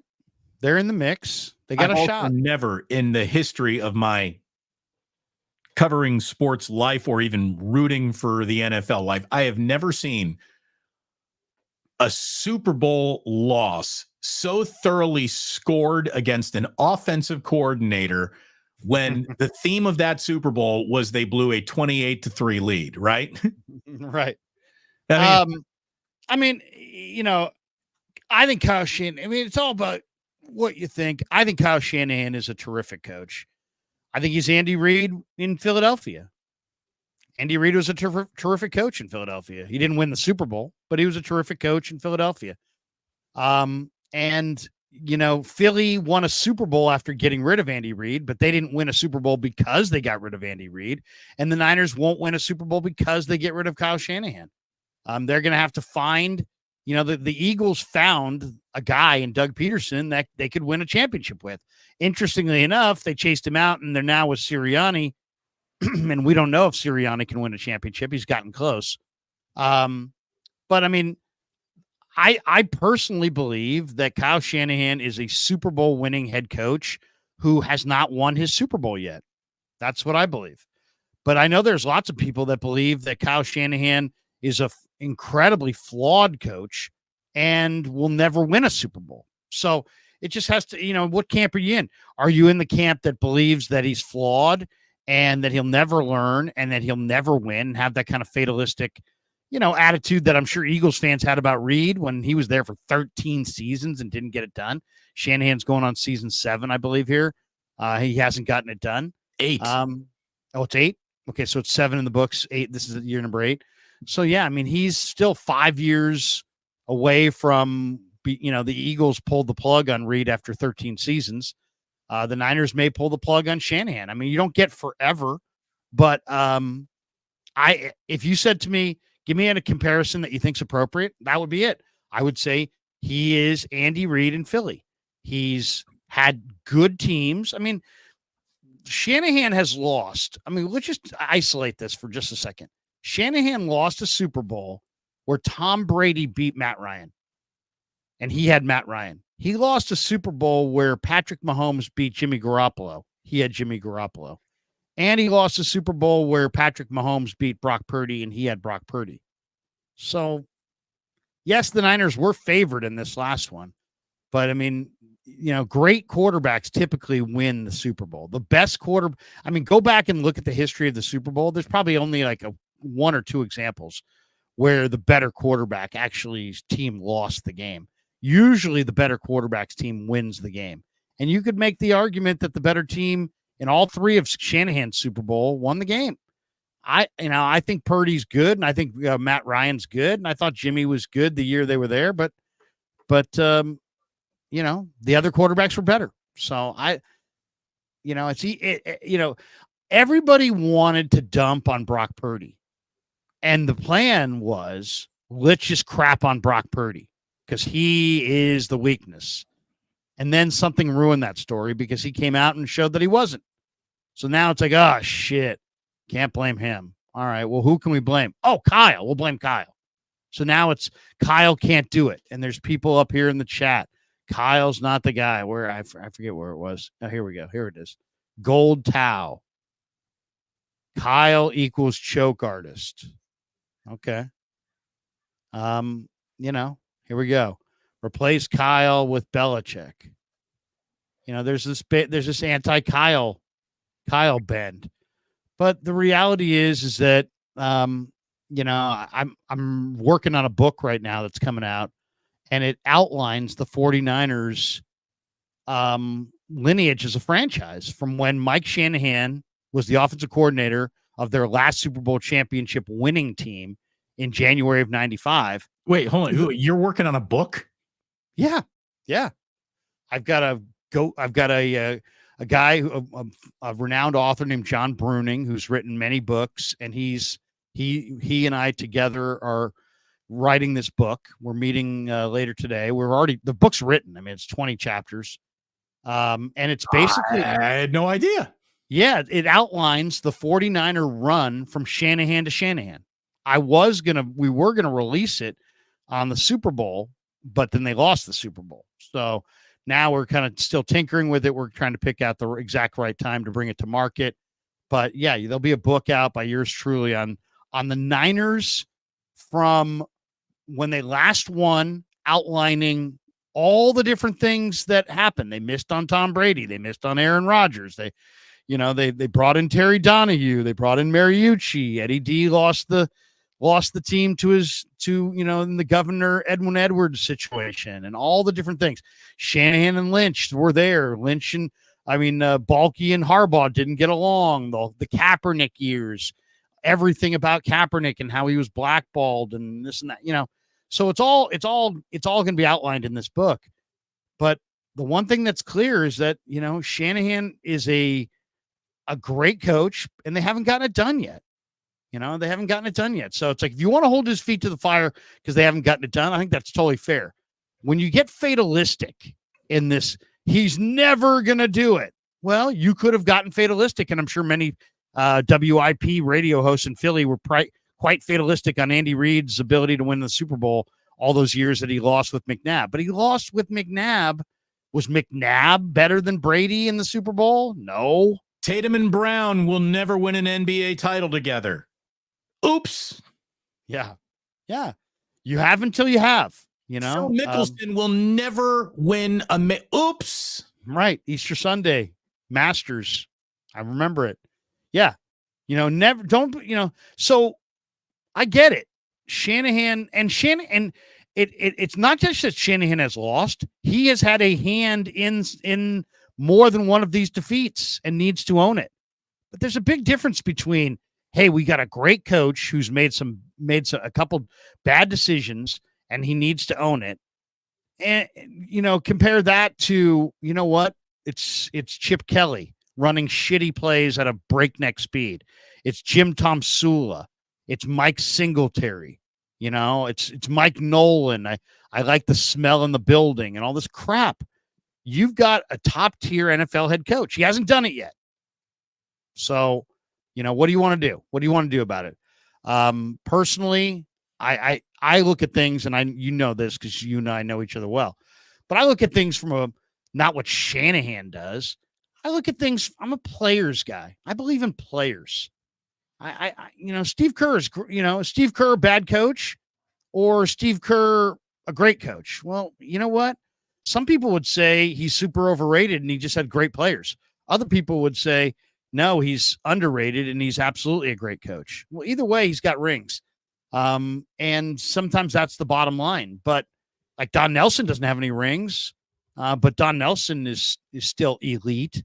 So only one team wins. They have a parade for that team every year. It's a big deal. So I don't know. I'm just, to me, I believe that they will eventually get it done with Shanahan. To evaluate this franchise, not everybody believes any other way other than, boy, they got a really good team. Boy, they're awfully close. It would be stupid to give up on this formula right now. That's it. That's where they are. There's only one thing left for the 49ers to do, and that's win the Super Bowl. They have done everything else. Think of it this way. If you win Super Bowls when you have, great quarterbacks in their prime and great head coaches, well, who in the NFL is positioned with that right now, where they have a great quarterback in their prime and a great head coach? Just a very few. I mean, like I love McVay. I think he's a great coach, but is Stafford in his prime? Probably not. Right. I think Saleh is a damn good coach with the Jets. I really do. I think he's a really good coach. Is Aaron Rodgers in his prime? No. So those, so it's like Mahomes is in his prime and there's Reed. So, okay, there's one. I mean, there's how many are there? There's only a few. Now you've got Herbert now, who's entering his prime. He's got Harbaugh. So he's on the list. I think I would put Purdy on the list with Shanahan. There's probably a few others that we could go to, but like I like Mike Tomlin. I think he's a really good coach. Does he have the quarterback? I don't know. Probably I don't not. think so. Probably not. So that's to me. Like if you said that's the barometer, you have to have a great head coach and a terrific quarterback in his prime. I mean, it Like kind of is Sam shows Darnold that still in there's his prime? only a few. Would you even have Sam Darnold still in his prime? I don't think so. His prime's behind him. He's not a terrific. Well, forget that. He's not a terrific quarterback. I mean, if you said what teams in the NFL right now have terrific quarterbacks and that are in their prime, not old guys, not young guys, quarterbacks in their prime, and a really good head coach, I would say Buffalo with a Josh Allen and McDermott. I would say Lamar and Harbaugh. What about Lamar and John Stafford? Harbaugh? Is Stafford still in his prime? No, No, he's not. I think he's not. I think D'Amico and Stroud, terrific coach, terrific quarterback. Jalen Hurts. Jalen Hurts and Sirianni, they're right there. Definitely Mahomes, definitely Herbert and Harbaugh, Mahomes and Reed. McVay and Stafford is, I like McVay, but Stafford's older. What do you think of Tua? Does Tua deserve to be in that? He's a great quarterback conversation. No, Tua doesn't read coverage. Detroit, is Goff a great quarterback? No. Probably not. Maybe Green Bay with LaFleur and Love. Maybe. Yeah, that's it. That is the entire discussion. I mean, think about that for a second. I mean, that kind of cuts through a lot of the league. I mean, you're talking about Buffalo, Baltimore. I don't know. Do you consider Zach Taylor a great coach in Cincinnati? I don't know. No. Super Bowl. But okay, so you got Buffalo, Baltimore, Houston, Kansas City, Chargers, Niners. If you want to throw Rams in with Stafford, you could. Green Bay. Handful of teams. It's a small handful of teams. We're talking about 8 teams. Maybe 9. Definitely less than 10. So there you go. There's really not anything to go over with the 49ers. There really isn't. It's time to get Brandon Aiyuk signed in, get to training camp, everybody ready to go. We recommend that you do. You're a really good football team. Go win a Super Bowl. We fucking dare you. There you go. Last thing, I've got Cyrus Satsis joining me at 11 o'clock. We're going to be talking some Warriors, what they haven't done, really what they have done. We can't find what they have done yet. They just haven't done a lot of things. And it looks like Klay Thompson is in his last hours in a Warriors uniform. And if it is indeed already over and done with for Klay, the only thing we can say for sure is he is one of the most successful players in the history of this franchise. He is among the most beloved players. He's certainly one of the coolest players in the history of the Golden State Warriors. 2nd in franchise three-pointers made, 4th in games played, 5th in field goals, 6th in points scored, 9th in steals, 1st in scaffolding evaluations, 1st in lovable dog, 1st in nautical miles traveled to get to work, 1st in dating more hot chicks than you ever even heard of. Klay keeps it all on the down low, and that's why business stays booming in the who you dating department. This guy's lapped the field as one of the coolest dudes to ever come through this town under the category of sports. And if it really is over and done with, what an awesome run. And I think it's the right time for it to be over and done with. I got no hard feelings. I got no shame on yous to anybody in this entire process. I think it was an awesome run, and you're at the end of the run, and it's probably better to just go your own ways. I really believe that. Well, first of all, I mean, I can't say this about a lot of players, but I love Klay Thompson, man. I think Klay Thompson is just one of the guys that I really, truly love as a Bay Area sports fan. The Warriors did a a kids basketball clinic years ago with the Splash Brothers, with Steph and Clay and Ray Ritter, who's just the ultimate PR guy. This is when KMBR, I was still at KMBR, and KMBR was still the flagship of the team. And he's like, hey, you want to bring, he knew I had young boys. He's like, you want to bring your boys to this basketball clinic? I'm like, oh, it'd be awesome. I mean, they were literally charging like season ticket holders like $5,000 to go do this basketball clinic. And it was like catered. It was on their rooftop of their practice facility in downtown Oakland on like a Friday night, right after training camp, before the season started. And Steph and Clay were there. And the next year they did it with KD and Steph and Draymond and the whole deal. But this one was just the Splash Brothers. And these guys were Steph and Clay were just so cool to the kids, so great around the kids. I mean, Clay is like a jumbo kid, and he just is so gracious, so kind-hearted, so fun-loving, so just, exactly the way you'd want him to be. And it was just awesome. And he treated the kids so well, and not like he's going to, why wouldn't he? But I mean, he's just a great dude. And I just think he does need to move on. And if I'm, a lot of people speculating he's going to go to Dallas. Dallas has, I believe, a $17 million trade exception. If the Warriors could get like a young piece like Olivier Maxence Prosper, who makes like $2-3 million plus that $17 million trade exception, and get Clay a few more bucks and send him to Dallas, I could see that. The other one I think that makes sense is Clay to the Lakers. I mean, I think Clay's probably thought about playing for the Lakers a lot. His dad works as an announcer for the Lakers. I mean, if you're going to play your final year or two in the NBA, wouldn't you want to play in front of Pops? And, his dad's a great guy. We've had him on the show a bunch, Michael Thompson. I think Michael would love to watch Clay with the Lakers. So and the Lakers are, there's a lot of talk that he's going to go there for the mid-level. I think the Warriors may try to work a sign and trade so that they get something in return. Now, I don't know what they're going to get, Jared Vanderbilt or Austin Reeves, or I don't know what they're going to get. I would want Rui Hachimura. Rui Hachimura would be good. He makes $8.5 million a year. So, I mean, there's or maybe more. But anyway, they've got two or three pieces. Was D'Angelo Russell? Yeah, no, God, no D'Lo. But I mean, it happened. I think if I know Clay the way I think I know him, I think it's the Lakers. I mean, if you want to get over the Warriors, go play for the Lakers. There's, the Lakers are a bigger story. They're a bigger deal. They're a national team. They're a bigger brand. There's so much focus. He needs that. I think he thrives off that. That extra juice. And I think it would be a really fun way for him to finish out. So I'll say, I think he winds up with the Lakers. Chris Paul is now with Wemby in San Antonio. By the way, the Warriors, you want to talk about getting nothing out of a guy for Jordan Poole?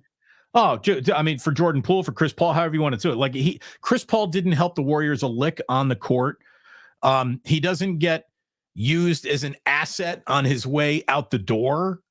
Jordan Poole has been turned into nothing when it all comes out in the wash.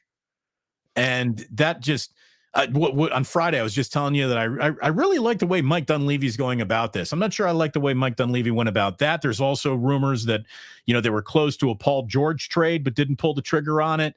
Or what happened there? They were gotten back. There was no. What happened there was the Clippers didn't want to trade Paul George to the Warriors. Okay, well, the Warriors felt like they had a couple different deals on the table that the Clippers were going to go for, and the Clippers didn't want to go for those deals. Supposedly, one of them even included Kuminga. So, the Clippers had a game plan of how they want to go about this, and they didn't want to send Paul George in the division to the Warriors, and I can understand that. But I think that was probably their best move, and they passed it up. So, whatever. We'll see. As far as Golden State, they now have the mid-level and the mini mid-level, and they're going to try to work a sign and trade for Clay. And we'll see what they can get done. I will say this. I have a solution to replace Clay, because you got to replace that shooting. The shooting is what you really got to replace. And to me, if I'm the Warriors, if you go back, there are no shortcuts. There are no shortcuts to the title. You just don't get it. You don't get shortcuts to the title in pro sports. The Warriors drafted Steph Curry. He was 20 years old. They drafted Klay Thompson. He was 20 years old. They drafted Harrison Barnes. He was 20 years old. They drafted Draymond Green. He was 21. That's how they put together their last title team. They drafted these guys when they were 20. So I would say they need to go about the same approach and go for some young talent. Now, I've heard people say, oh, they may re-sign James Wiseman, who's 23. I'm not a huge fan of that because I'm not a huge fan of Wiseman. But there's two guys that I think I would definitely sign if I was Golden State. One is Isaiah Joe, who played for Musselman at Arkansas and then has been with the 76ers. He's 23, 24, but the guy is just an absolute dead-eye shooter. And then Tristan Vukovic is a 21-year-old big man who played for the Wizards, who they just bought his contract out. He's 21, though, and he's got just an unbelievable stretch 5, stretch 4, Euro stroke. I mean, this guy can shoot the ball with range, from beyond the arc, and he's got a beautiful touch. I mean, to me, you lost Klay. You lost a great shooter. Go get a couple of young, beneath the radar guys like Isaiah Joe and Tristan Vucevic, and see where you're at. Add a couple of guys with some skill who can shoot. See if you can make a deal for Klay. And they're not going to. The Warriors are not winning a title. They already got Quentin Post. What are you worried about? The kid's going to hit 40% of every 3-point shot you ever take. No, look. Yeah, they added a couple shooters on draft night. And we'll see what those guys can do. But I would do the same thing. Add some guys who can shoot the basketball. And then, you're always going to be pace and space with Kerr. There's always going to be a lot of movement off the ball. But if you can surround Steph Curry with, 2 or 3 other guys who can flat out shoot the ball, I think that's a good place to start. I really do. That's what I would do. I wouldn't worry about now. The other talk is, and I don't know if you saw this today, but the Warriors and one other team are hot on the trail of Lauri Markkanen. And Markkanen is a free agent next offseason. So next summer, he's a free agent, and he's rebuffed the Jazz and any kind of contract extensions to the point where Ainge is now thought to be actually entertaining trade offers for Markkanen. And there's a big rumor around the Warriors that they're only going to move Jonathan Kuminga if they can get a good young player in return. And a lot of people are speculating that it's probably Markkanen who's on their list. Would you trade Jonathan Kuminga in a package for Lauri Markkanen? Now, Kuminga's an incredible athlete. Markkanen, I believe, has been an all-star once or twice. But he's not the athlete that Kuminga is, but he might be a nice little fit with Steph. Would you do that, Damon? I'm not blown away by it. By Markkanen? I'm not. He's 27. When I look at his numbers beyond just being a stretch, I don't know. He can shoot it. He's an all-star. I mean, he would fit with Draymond Green, right? He blends with Green in that you got to have a shooter. Though Green had a great year from beyond the arc this last year. He definitely had the biggest year. Alex says Levine for Wiggins. Supposedly the Warriors turned down, or the Bulls turned down Wiggins. Oh, the Warriors turned down. The Bulls offered Zach LaVine for Wiggins and Paul's $30 million expiring, and the Warriors said no because LaVine makes a boat ton. He makes an awful lot. He makes an awful lot. He's always hurt, but boy, he's a talented guy too. And I think in a better situation, he would be a much better player. Maybe that applies to Lauri Markkanen as well.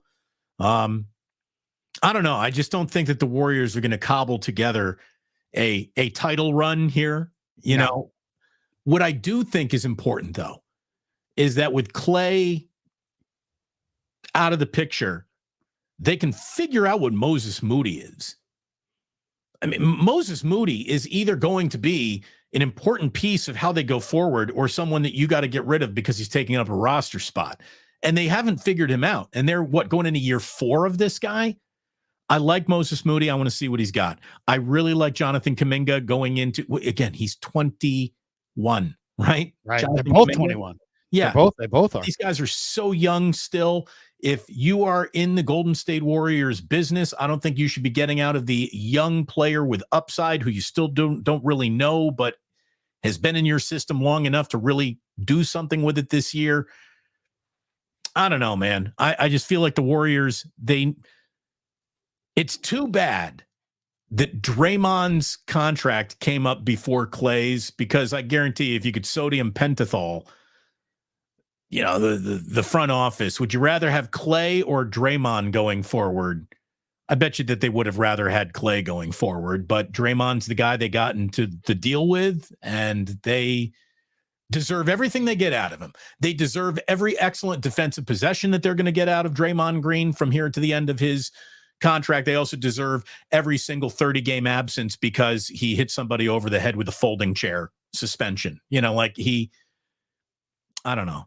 I mean, Green's kept his legs in shape, and he's bounced back from his injuries better than Clay. And he's been able to, and his game has aged better because his game is about, protecting the rim and, getting other people involved. And it's single-handedly sabotaged the last 2 basketball seasons. Oh, there's no question. But I'm just saying his skill set has aged better than Clay's. Clay's lost, Clay hits a lot of the front rim. I mean, his shot really flattened out. I don't know if it was the Achilles or the ACL. I mean, he still shot 39% from 3. He was still like 44% since the All-Star break. Clay still shot it a little. Not quite like he used to, but he still shot it a little, but he was a traffic cone defensively.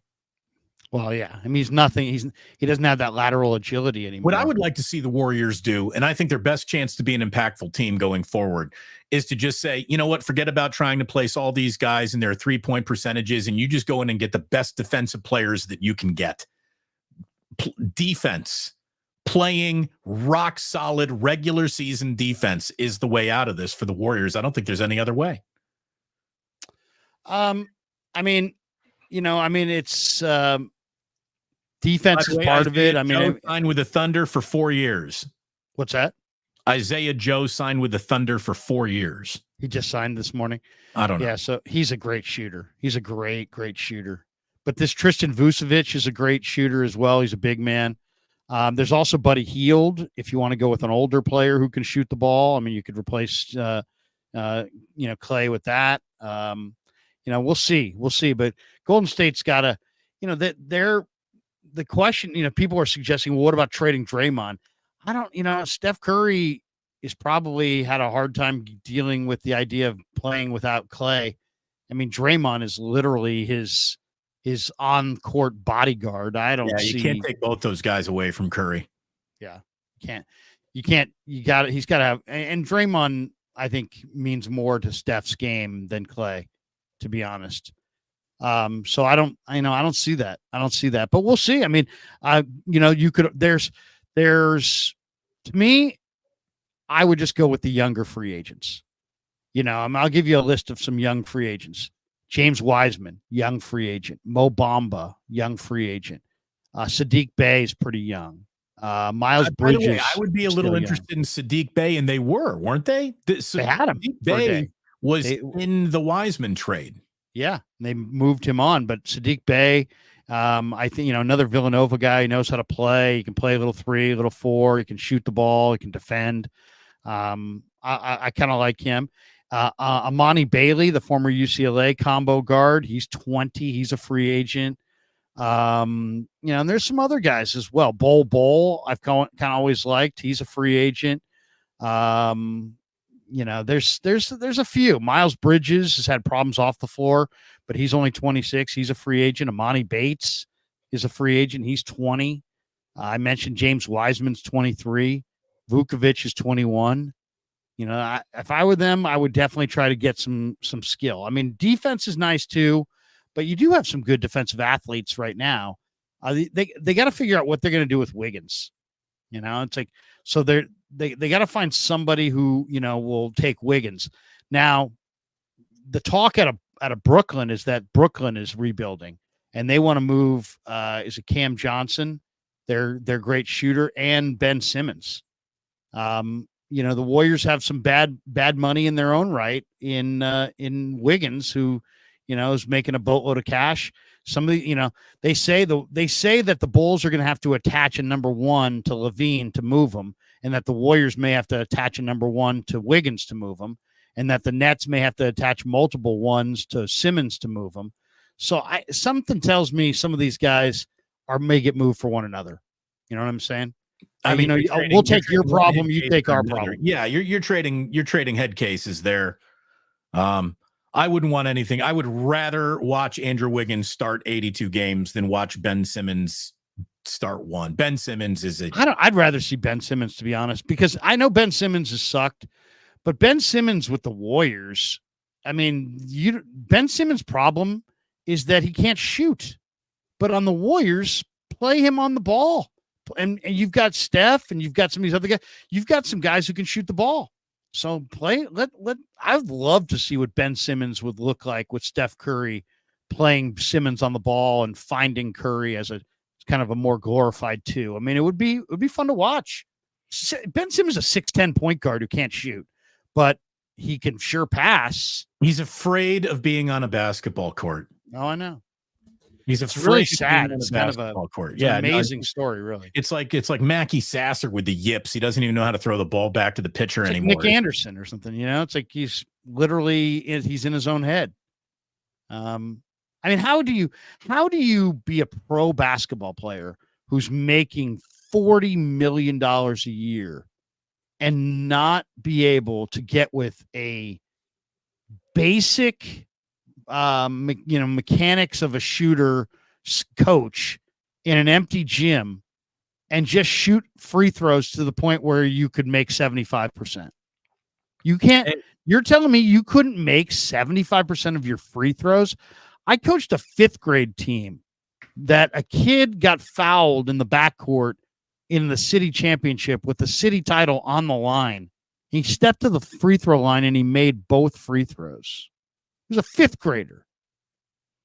Now, why can Ben Simmons with $40 million in the bank? Because your 5th grader is more of a man than Ben Simmons. There you go. There's your answer. Seriously. That's probably it. He did have a high school girlfriend. I'm not signing up. 5th grader who had a high schooler who would shot. Here's the deal, Larry. High school girl who showed up. I'm not signing up for anyone who I know upstairs is a pussy. And that's what I don't like about Wiggins, and that's what I don't like about Ben Simmons. Mentally, you are a pussy. No other way to say it. When it comes to not getting in the gym and working on your free throw, nobody does that faster than you. That's these guys. I'm sorry. But it's like, why do you work? Why does anybody work? You work at your job so that you make money. But when you give a guy $150 million, you're taking away all of his motivation. And that's what's happened here. I've heard people say, well, Ben Simmons he's got $150 million in the bank. He's a young, good-looking kid with $150 million in the bank. Something tells me he doesn't feel like he needs to listen to anybody. Probably doesn't. No, again, he's already made his money. I mean, that's a lot of money. If he was going to work hard, he would have by now, right? Right. You would think. That's all we know. If it was going to happen, probably would have by now. So not happening, doesn't want it to happen. Don't pick up somebody else's problem. Don't replace your problem that with an unknown problem. And that's, to me, like I can't stand Andrew Wiggins. Andrew Wiggins might as well be the Incredible Hulk when you compare him to Ben Simmons. By the way, I thought we were, having a good show, and I flipped on to my Twitter, right? And it shows you over here. It's just like plus whatever, 570, and it's got me there. It's just plus 583. And then right above it says the Jim Rome Show, plus 325,000. Yeah. Yeah. Well, it tells us Jim's doing a little better than us this morning. If Elon struck a deal with us to push us out, like Jim gets pushed out, maybe we would see these numbers. There you go. That's it. Come on, Elon. Make it happen, Elon. We're beating Styles and Watkins, though. Sacktown Sports. We're crushing those guys, but we're losing to Rome and the Jim Rome Show by about 596,000. I'm good with it. I'm good with it. I am good with it. There you go. I think that's the show. I mean, if you really want people to tune away, we could talk about the Giants or Macklin Celebrini, but there's no reason to really do any of that. I'll give this to the Giants. They did pull up from a June swoon here with a decent homestand at the end against the Cubs and the Dodgers. They finished June. Cubs bullpen, my God, it's terrible. bad. Yeah, 12 and 14 in June. Not bad considering how the month started. I don't know how they're 3 games out of the playoffs. It's nuts. They got Spencer Bivens, like he's entered the chat. That was a decent start out of him. They're going to get more pitching help on the horizon here. So, there's no reason to totally abandon the topic of baseball. Not yet. Giants are going to tread water and pretend to be interesting for another month or two here, I think. Well, we'll see. I mean, the Giants need to get active at the trade deadline and get themselves they only have 2 starting pitchers. I'll say this though. Some of the starting pitching that some of the young pitchers that have come out of the Giants system in the last, few weeks, have looked really good. I was watching that game yesterday. The kid Landon Roop, that kid, he gave up 3 runs yesterday. But yeah, those are rough late inning. But the stuff is nasty. I mean, his stuff is incredible. And that young pitcher they brought up the other day, Birdsong, that kid looked like about 9 years old. You guys like that guy, Dave Fleming's going to have a full beard before that guy. It's like this guy really looks like a baby. But man, his stuff was big time. And they've got Wisenhunt coming. They got Harrison. They got some good young arms coming. So obviously they've got Cobb coming back and they've got Ray coming back. And I would be cool. We'll see what their bullpen looks like at the end of the year. Trade anybody who's a veteran on this team. I mean, just get rid of them. Just get rid of them. They don't have anybody wants really. Chapman should be gone. Yeah, I mean, I don't know. It's like one of these things. Like, who wants any of these guys? Like Jorge Soler, get him out of there. Jorge Soler is now leading off and starting to swing the bat. I knew he would. Ramos is still hitting close to 300. He had 3 hits yesterday. He looks good. Chapman is getting it going. I mean, he's still hitting low average, but what a fielder he is. Chapman made a play on a ball yesterday.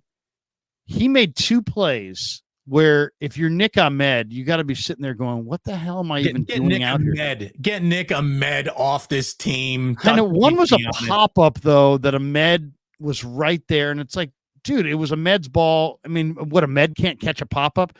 Another was a ground ball, and it was literally 50% of the way between second and third, and Chapman just moves right in front of Ahmed, and Pick made the play. It's like, dude, Nick Ahmed's a pretty good defensive shortstop. Chapman's acting like me or you are standing out there at shortstop. Giants took 2 out of 3 from LA though. Nice little weekend. They shut down Ohtani for the most part. I mean, he went 0 for 5 yesterday and struck him out 3 times. So, I mean, the Giants are still sub 500. And I don't, they need 3 games out of a playoff spot. Welcome to the new world of baseball. I mean, the Giants' issue, I think, more than anything, is that, it's like they went with Trenton Brooks at first base for a few weeks. Why? I have no idea. I mean, they make very odd decisions. But now, at least right now, you got Matos up, you got Ramos up, you got Soler and Chapman starting to swing it a little bit.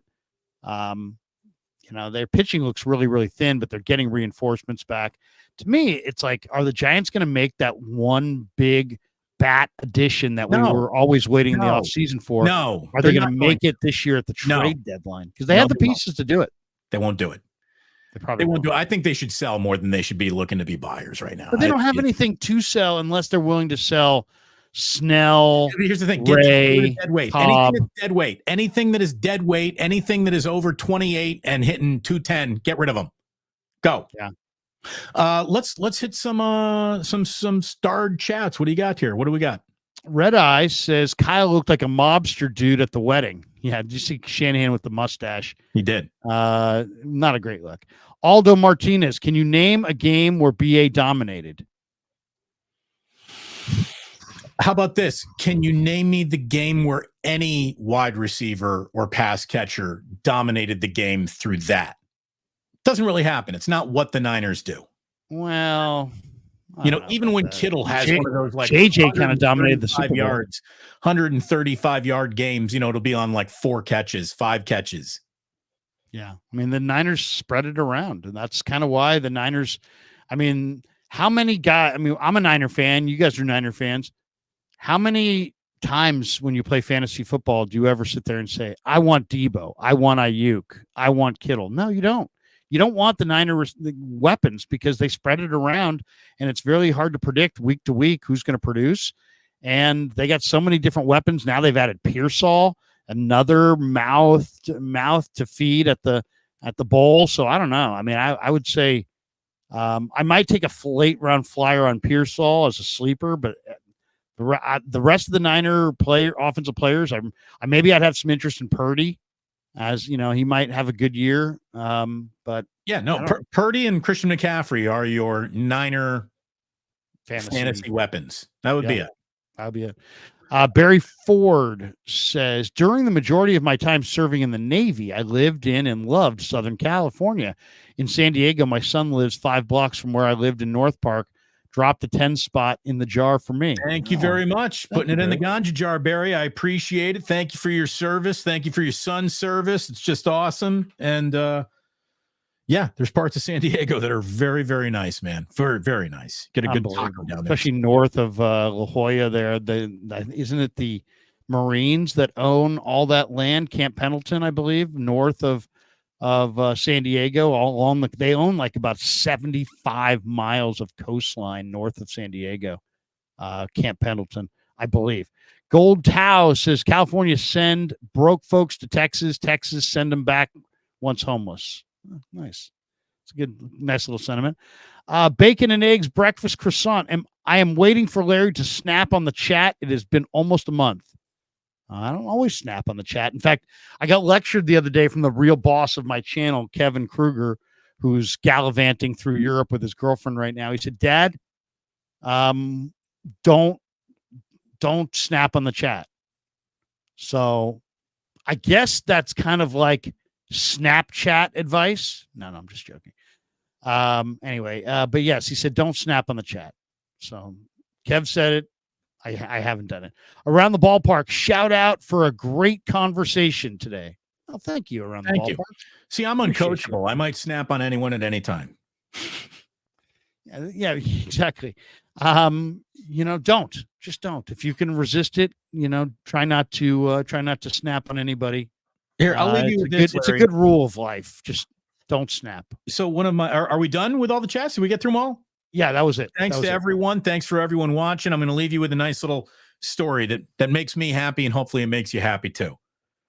So every 2-3 years, Tim Roy cleans out the garage, the attic, the den, the office, whatever.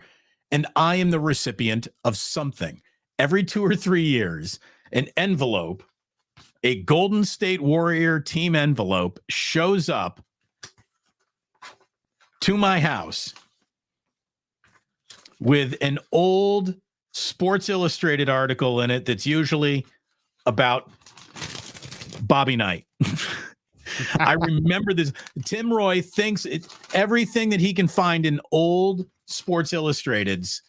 I get a letter, a random letter from Tim Roy, like once every 3 years. And I know that Tim's going through a little spring cleaning at home, and I get Bob Knight old Sports Illustrated articles. It's one of my favorite moments of the year. I thank Tim Roy once again for making me smile and so happy. I'll cover up my address, but there you go. Right on Warriors Stationery. There it is.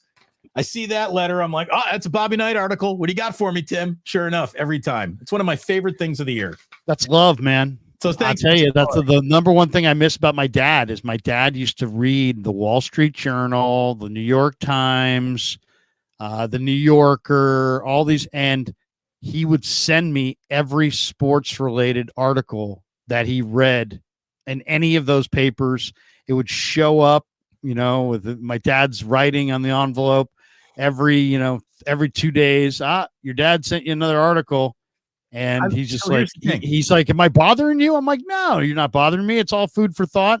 Our job is to come up with things to talk about. Sometimes it spurs a topic, and especially some of those articles in the Wall Street Journal and the New York Times on sports are really, really, really well done and well researched. And there's some fantastic stuff. So I said, no, Dad, send me that stuff all the time.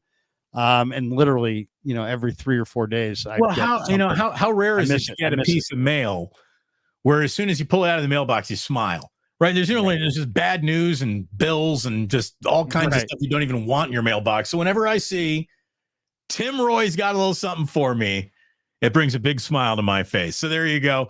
Get mail that makes you smile. Little life advice from me to you. Send mail that makes other people smile. Not doesn't have, exactly. Actual mail. Exactly. Not email, actual mail. Actual mail. And it's not just it's not, hey, 5% off at Clark's to get rid of bugs in your attic. It's what I love actual correspondence. I love that Tim's still working on old Warrior stationery. Look at that. They're going to get their money's worth out of the orange. Click and roll at warriors.com. And here, Tim always includes a little handwritten note like this, and it says, Damon, the purge of my garage continues. Hope you like these, Tim. So thank you, Tim. Thank you very much. Tim and I go way, way, way back. Just a great guy. Tim was, when I was scouting in the Canadian Football League in 1994, Tim Roy was the voice of the Sacramento Gold Miners, and we sat poolside together in Winnipeg. No, great place to be poolside. Winnipeg, tropical. Poolside in Winnipeg. A lot of good memories of the old CFL days. Couldn't make it to the beach in Moose Jaw that day, so you sat poolside in Winnipeg. Nice. Poolside in Winnipeg. I think it was the same night that I saw the Rolling Stones Voodoo Lounge tour. Ooh. I believe I was the only person who stood up. The Canadian audience I was in Winnipeg was so calm, so subdued that it almost didn't feel like a rock. It almost didn't feel like a rock and roll concert. But there you have it. There you go. So the Stones, not partying in Winnipeg with the Stones like they used to. There it is, Larry. I got to get rolling before Cyrus joins me on my channel at 11. I know you and I will be back at it Wednesday, and then you'll be blowing up shit on the 4th of July with your brother on Thursday. We'll come back for another 49er wake up on Friday if you're game. If you want to call Friday a holiday observed, that's fine too, unless we got some actual information or news to talk about. That might be the right direction to go in. But two last chats here. Samuel Rosario says, Larry, will Ramos make the All-Star game? Yes, Ramos will make the All-Star game. And Michael Nobriga says, Larry, any possible trade package for Brandon Ingram?